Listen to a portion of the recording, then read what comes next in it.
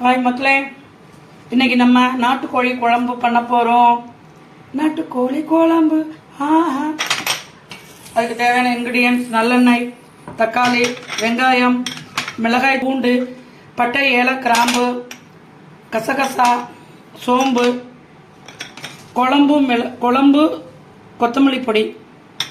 இதுதாங்க இதுக்கு தேவையான பொடிகள். இப்போ இதை எப்படி வறுக்க போகிறோன்னு பாருங்கள். முதல்ல சோம்பு, இது கொஞ்சம் கோல்டு கலரா கொஞ்சம் இதான உடனே கசகசா. ஏன்னா இது கசகசாவை வறுத்தாதாங்க நுணுக்க முடியும், இல்லைன்னா ஊற வைக்கணும். இந்த பாருங்க, நல்லெண்ணெய் ஊற்றிருக்கோம். சூடானோன்னா பட்டை, ஏலக்காய், பூண்டு போட்டுக்குவோம்.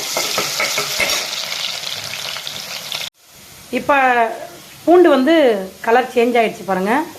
அடுத்து நம்ம வெங்காயத்தை போட போகிறோம்.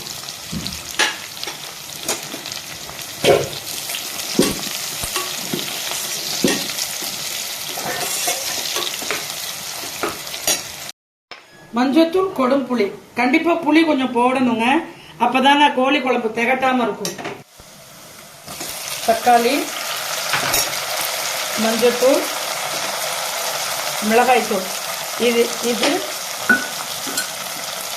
உப்பு, அப்புறம் நம்ம கொடும் புளி ஊற போட்டு வச்சுருக்கோம் பார்த்தீங்களா, அதையும் ஊற்றி ஒரு 2 சவுண்டு விட்டு எடுத்துக்கணும். தக்காளி வதங்கின உடனே நம்ம வேக வச்சுருந்தோம் பார்த்தீங்களா, ஒரு 2 சவுண்டு விட்டு இந்த சிக்கனை, கோழியை போடணும். நாட்டுக்கோழிங்க இது. இதை போட்டு கொஞ்சம் நேரம் வதக்கிட்டு இந்த பொடி இருக்குது பார்த்தீங்களா, இந்த பொடி போட்டுட்டு குழம்பு மிளகாய் தூள், அரிசி களைஞ்ச தண்ணி இருக்குது, இதை ஊற்றி தாங்க இன்றைக்கி குழம்பு வைக்க போகிறோம். இந்த பாருங்கள், கொத்தமல்லி பொடி போட்டாச்சு. இந்த அரிசி களைஞ்ச தண்ணி நம்ம என்ன பண்ண போகிறோம், இதை சவுண்டு வச்சு இறக்க போகிறோம். கோழி குழம்பு ரெடி ஆயிடுச்சு. இப்போ என்ன பண்ண போகிறோம், உப்பு காரம் பார்த்துக்குவோம்.